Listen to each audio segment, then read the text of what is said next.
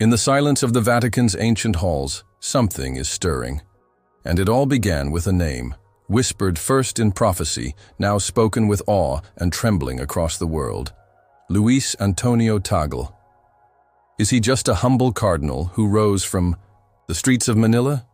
Or is he the one Nostradamus foresaw? Because centuries ago, buried within the cryptic verses of Michel de Nostradamus, the seer of seers, was a chilling forewarning. A final shepherd would rise from the east during a time of unrest, cloaked not in power, but in meekness, bearing a destiny written not by man but by heaven itself. And now, that time has come. Right now, as you watch this, something unprecedented is unfolding behind the sacred veil of the Church. The new pontiff, Luis Antonio Tagle, has taken the chair of Peter not with thunder, but with silence, not with coronation, but with tears.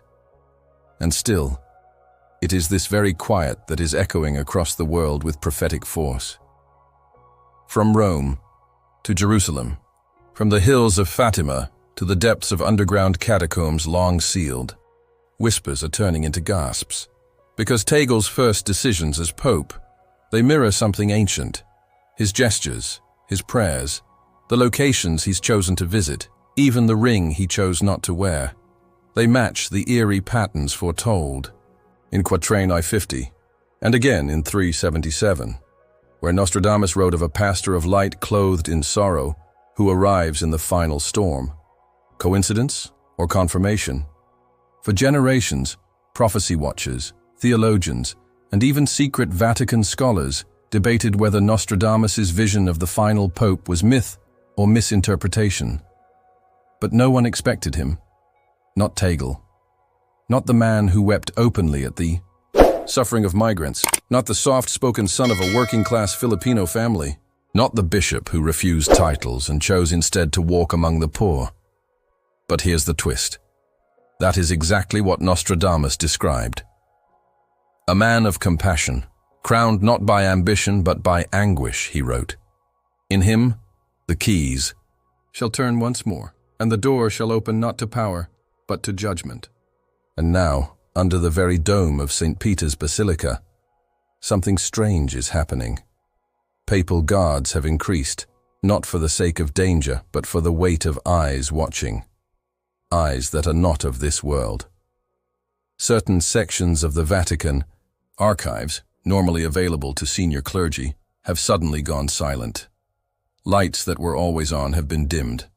Reports are emerging that a specific volume, Codex Propheticus 1561, once dismissed as irrelevant, is now locked away again, under seal, and at the heart of it all is Tagle.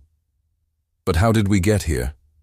What did Nostradamus really say, and why are millions, from devout Catholics to hardened skeptics, suddenly staring at a man most had never heard of, asking, is this the one? Is this the final bridge before the flood? Let's go back, not just a few weeks, but back 5 centuries. In 1555, Nostradamus published a quatrain that spoke of a gentle star from the islands of the sun, whose voice shall awaken the sleeping stone. For years, people assumed it referenced colonial Spain or even the Aztecs. But now, in the wake of Tagle's rise, new eyes are reading those words, and the pieces are falling into place. The islands of the sun. Could it be the Philippines, the gentle star, a leader of peace, and the sleeping stone? Could that be the chair of Peter itself? For decades, this prophecy lay dormant, too vague, too poetic. But then Tagle rose, not by power, not by politics, but by something else, something that even his enemies describe as divinely arranged. And then the real chills began. Because what do you make of this?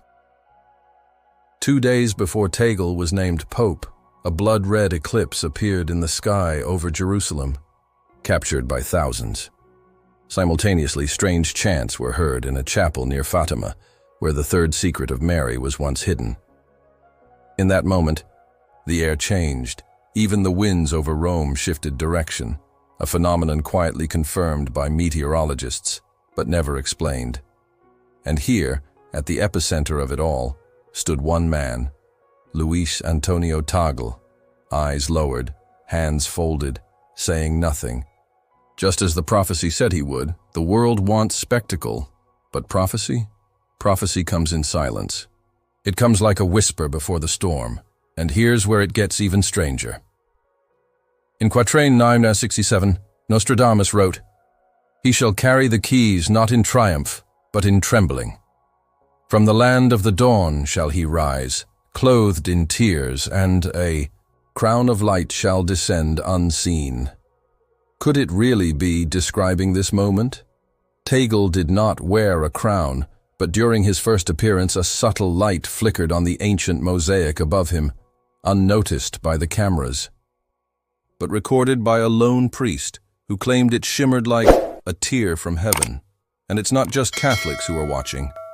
Religious scholars from other faiths, Muslim, Jewish, and even Buddhist, have started referencing Nostradamus's Eastern Flame prophecy, suggesting that this Pope's arrival is not just a Catholic event, but a global turning point. Why? Because in the text called Le Dernier Esprit, often suppressed due to its controversial predictions, Nostradamus wrote, "He shall walk where no pope has walked. The east shall open for him, and he shall cry out not with voice, but with presence, and heaven shall answer with thunder." And then, on his third day as pope, Tagle did something unprecedented. He visited a forgotten chapel beneath the Vatican, one closed for nearly 300 years. There, according to witnesses, he prayed alone for 77 minutes. No aides, no guards, just silence and tears. Later, when asked what he prayed for, he answered, "That the church be ready, that I be made small enough for what is coming." That sentence shook even the most seasoned reporters. What is coming? What did he mean, and why, at that moment, did an ancient bell, long sealed in the crypt, begin to chime on its own? They say history repeats, but prophecy fulfills. And as we go deeper into what Nostradamus actually wrote, line by chilling line, you'll begin to see why people are no longer asking if Tagle is the one. They're asking if it's already begun. And now, across the world, faithful hearts are trembling, not in fear, but in recognition. Because if this is what Nostradamus warned us of, if the pages hidden for centuries are unfolding before our very eyes, then we are not witnessing a simple papal transition. We are witnessing the start of the final chapter. Look closely, and you'll see the signs are no longer subtle. In Italy, an ancient stone cross atop a secluded chapel, one that had stood untouched for 600 years, suddenly crumbled at the exact hour of Tagle's first private mass. In the Philippines, a group of fishermen reported seeing what they called a man clothed in fire walking across the sea near Leyte, the same region where Tagle was once sent on a silent retreat, years before he ever dreamed of the Vatican. Coincidence or confirmation? And still, the world presses on, pretending all is normal. The Vatican speaks softly, issuing carefully worded statements. The Holy Father begins his work with humility, they say. But inside the marble halls, there's an unease, a tension like thick smoke before a blaze. Priests are whispering, again. Old scrolls are being studied, and the word being uttered again and again, quietly, nervously, is Malachi. Yes, that Malachi. Saint Malachi of Armagh, who gave the world the infamous prophecy of the popes, a list of every pontiff from his time until the very last. And the final entry? Peter the Roman, a shepherd who would guide the church through the final persecution before the day of judgment. Now, here's where it becomes truly terrifying. Luis Tagle's full name, Luis Antonio Tagle. But his mother's side, she, was born to a family whose ancestry traces back to Romano lineage, Roman roots that had been forgotten, buried, dismissed. Until now. And as fate or prophecy would have it, a recently uncovered letter in a monastery in Assisi shows a crest that matches a long-lost Roman house. The same symbol carved subtly onto the chalice Tagle chose during his first papal Mass. Why that chalice? Why that symbol? Even those closest to the new pope say they don't know. And yet, he knows. That look in his eyes, not fear, not pride, but something deeper, something ancient. As if he's walking a path laid out before him not by politics or papal councils, but by the stars. And what did Nostradamus say of the stars? The stars shall guide him. His steps shall not falter, for they were written in heaven before he was born. The implications are staggering. Because if Tagle is the one Nostradamus wrote of, if he is Peter the Roman, if he is the final bridge between this world and the one to come, then everything changes. The laws, the sacraments, the very way we understand time, destiny, and faith. Already, strange patterns are forming. In Brazil, a statue of St. Peter reportedly began weeping red tears the moment Tagle's papacy was announced. In a cathedral in Uganda, an entire congregation fell silent mid-hymn, not by choice, but by force. It was like heaven pressed pause, one witness said. We couldn't breathe, and then we heard it, a voice, clear, ancient. It said, "He walks among you now." But here's where it twists even further. A cardinal, unnamed for now, has gone missing. Vanished the day after delivering a sealed document to Tagle himself. The Vatican has issued no statement, no search, only silence. And sources say the document may have contained the missing pages of Nostradamus's unpublished verses, the black quatrains spoken of in secret circles for centuries. What do they say? No one knows. But those who've glimpsed even fragments claim one line keeps returning, again and again. When the humble man ascends with no crown and the earth shakes, not with war but with wonder, then know, the veil is thinning. And here's the most chilling part of all, that veil. It may already be lifting. Reports from Lourdes, Medjugorje, and even Fatima suggest a surge in unexplained phenomena. Marian apparitions, yes, but also sounds. Bells that toll from nowhere. Light beams piercing through sealed windows. Children speaking in Latin, though they've never been taught. And always, referencing a man they've never met, but somehow name. Luigi, Papa della Fine. The Pope of the... And some theologians still dismiss this. Fear-mongering, they say. Coincidence. But even they are growing quieter, because when the signs become too many, too precise, too synchronized across cultures, continents, and centuries, denial becomes a choice. And yet, Tagle himself remains calm. On the outside, he's still soft-spoken. He smiles gently. He speaks of unity, peace, mercy. But even his homilies have changed. They've grown heavier, more symbolic. One priest noted that during a private mass, Tagle paused at the altar and simply stared at the crucifix for 6 full minutes, saying nothing, moving nothing, just staring, until tears streamed down his cheeks.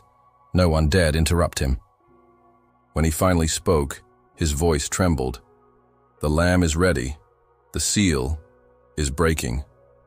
And there it was, a phrase not found in any recent theology, but lifted directly from the book of Revelation. Chapter 5, verse 5. Behold, the Lion of the tribe of Judah, the root of David, has triumphed. He is able to open the scroll and its 7 seals. Why would Tagle quote that? Unless he knows something the world doesn't yet see, unless he has been shown what comes next. Because some believe that before Nostradamus died, he gave a warning to his disciple, a final, unwritten quatrain that was never published. A verse meant only for the time when it would be fulfilled. Legend says it begins with, "When the east walks upon Rome, and the earth forgets its name." Could it be now? Could this quiet man, born under the sun of Manila, walking now among the ruins of Rome, be the fulfillment of a riddle whispered through centuries? The Vatican isn't answering, but the heavens might be. And still, there's more. Then listen closely, because what I'm about to tell you has not been spoken on camera. Until now. On the fourth night of Tagle's papacy, as a thunderstorm cracked, over the skyline of Rome, a solitary figure was seen entering the papal gardens alone. No entourage, no guards, just him. Witnesses say the storm clouds parted in a perfect ring of light above the dome of St. Peter's, a phenomenon too precise to be natural, yet too swift to capture on film. And there, in that haunting calm, Tagle knelt beside the ancient olive, tree planted by Pope John Paul II, the tree that, for the first time in 25 years, bloomed out of season.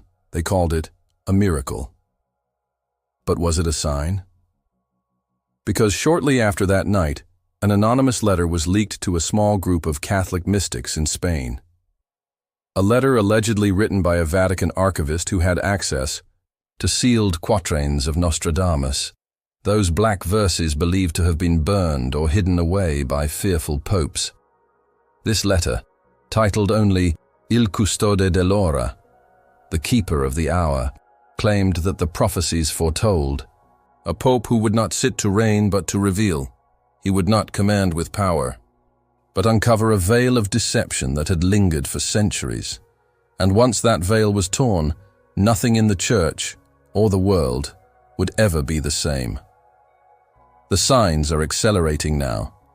Seismologists recorded a low-frequency tremor beneath Vatican Hill on the morning of Tagle's third audience.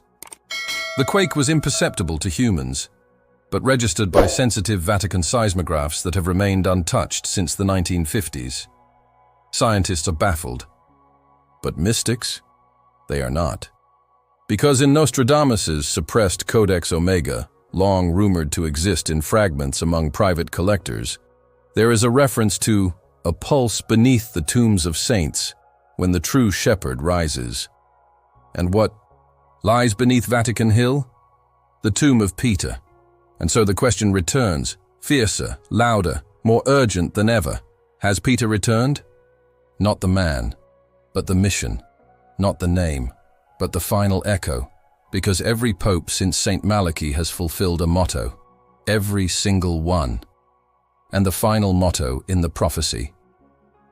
Petrus Romanus, qui pacet oves in multis tribulationibus vita. The Roman, who will feed his sheep through many tribulations. And if you're paying attention, if your spirit has been stirred even once since Tagle was elected, you know these tribulations have already begun. Floods in Italy. Earthquakes in Asia. A solar flare stronger than any since the Middle Ages, aimed directly at Earth but miraculously diverted. And then, something even stranger. A scroll was found deep beneath the ruins of an old seminary near Avignon, France. The very place where Nostradamus lived and wrote. It had been sealed behind stone, forgotten for centuries. And within it, a line scrawled in Latin and then translated to French. When the sun of east and west kneels at the ruined altar, and fire dances upon marble lips, know ye then, the hour of the veil is come. The sun of east and west. Who else fits? That but Tagle, born of eastern blood, formed in western faith. A man between worlds. A bridge or a blade. Because now, even within the church itself, a quiet war is being waged. You won't hear about it in the headlines. You won't see it in the public addresses. But in back rooms, in candle-lit chapels far from public view, the clergy are dividing. Old alliances are cracking. Whispers speak of cardinals demanding access to documents they were once forbidden to see, documents that speak of a coming reckoning, a purification of the priesthood, and a mysterious sign to appear in the sky over Rome. And what of the sky, Oni? The seventh night, the moon turned crimson, not in a blood moon scheduled by astronomers, but spontaneously, for exactly 7 minutes. Over the Vatican and nowhere else. Was it a glitch in the atmosphere, or the eye of prophecy blinking open? And during that same night, several priests reported a vision.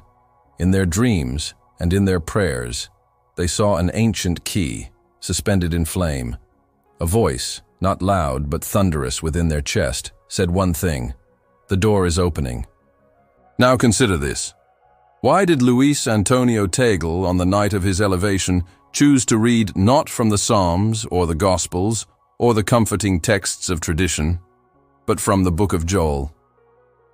Blow the trumpet in Zion, sound the alarm on my holy mountain. Let all who live in the land tremble, for the day of the Lord is coming. It is close at hand, a day of darkness and gloom. Why that passage? Why that moment? Because Tagle is not playing the role of a political figure. He is standing in the posture of a herald, and heralds do not speak on their own authority. They speak the words of the one who is coming. Could it be, and hear this with the ears of your soul, could it be that Nostradamus' final warning and Malachi's closing prophecy and the silent movements within the Vatican are not separate mysteries, but strands of the same divine thread, woven through centuries, pulled tight in this hour, and now unraveling in plain sight? Luis Antonio Tagle, the man who weeps more than he speaks, who kneels more than he commands, may not be the man the world expected. But maybe that's why heaven chose him, because the greatest prophecies do not unfold in thunder and fire. They unfold in whispers, in olive branches blooming, in keys held with trembling hands, in popes who choose silence, while the heavens scream, and the scream is growing louder. Then hold your breath, because what follows next may shake even the most faithful to their core. Because now, beneath the shining facade of the eternal city, something ancient is reawakening. Not legend, not superstition, but a reckoning. Sources inside the Vatican have confirmed that a secret conclave, not of cardinals, but of theological scholars, linguists, and prophetic historians, was summoned just days after Tagle's acceptance of the Fisherman's Ring. Their task? To cross-examine the prophecies of Nostradamus, Malachi, and ancient apocryphal texts previously deemed too dangerous for the public. The meeting's location? Deep within the Apostolic Palace, in a chamber sealed since the 1600s. And what triggered this unprecedented gathering? A single sentence, etched not in stone, but carved into the wood of a centuries-old confessional booth in the Vatican Basilica. A sentence that appeared overnight, in Latin, written in perfect symmetry with no tool or burn mark visible. Pontem tenet. Non revertetur. He holds the bridge. He shall not turn back. The Church has no explanation. The Vatican has issued no statement. And yet, multiple witnesses, 3 priests and a nun, swore under oath they watched as the words appeared with their own eyes, slowly etching themselves across the timber, as if by an invisible hand. But what does it mean? He holds the bridge. Pontem tenet. The bridge is not just a metaphor. In Latin tradition, pontifex, the root of the word pope, literally means bridge builder. The one who links heaven and earth, and he shall not turn back.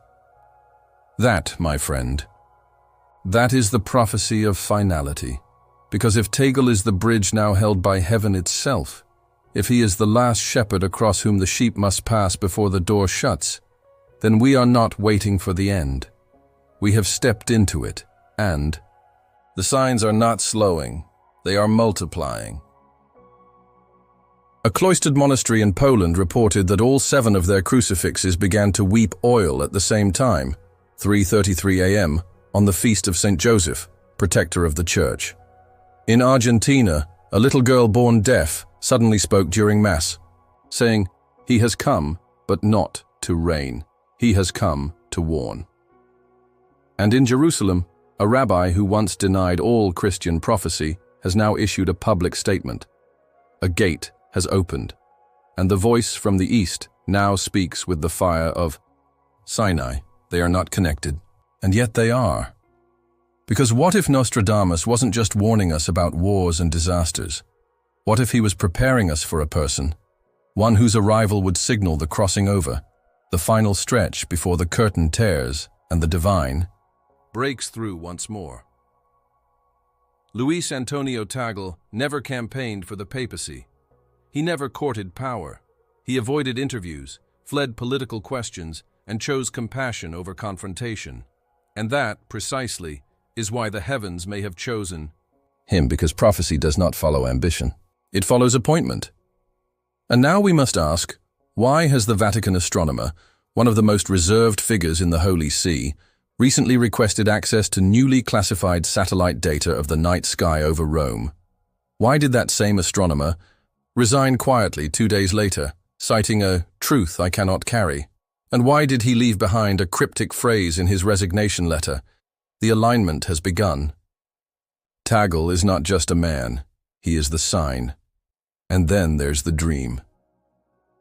Circulating quietly among nuns and monks across Europe is the account of a dream experienced simultaneously by 13 cloistered sisters from different countries, none of whom have met or communicated. In their visions they saw a figure clothed in white, standing on a mountain of glass. In his right hand, he held a book sealed with golden wax. In his left, a shepherd's crook, broken in two. Behind him, the sun turned black, the earth cracked, and yet his face was at peace. That man, they said, was Tagle, and the dream always ended the same way, with a voice from heaven speaking a single line, "This is the hour of unveiling. Let the watchman wake." You may be wondering, how is this possible? How can one man, so soft-spoken, so seemingly humble, hold the weight of such prophecy? Because we've forgotten how God moves. He doesn't thunder in prideful palaces. He whispers through willing vessels. He doesn't choose those the world crowns. He chooses those the world ignores. Fishermen, shepherds, carpenters. And now, perhaps a quiet cardinal from the east. Look back through the lens of time. Noah was mocked. Moses stuttered. David was small. Mary was young. John the Baptist was wild. And yet all of them bore a message that split history in two. So why not Tagle? Why not now? And if all of this is converging, if Nostradamus saw it, if Malachi numbered it, if the sky above us and the earth beneath us are bearing witness, then maybe, just maybe, we are not watching the beginning of the end, but the middle of a revelation, a turning of the age. And if that is true, then the real question is not, what will happen next? It is, are you ready?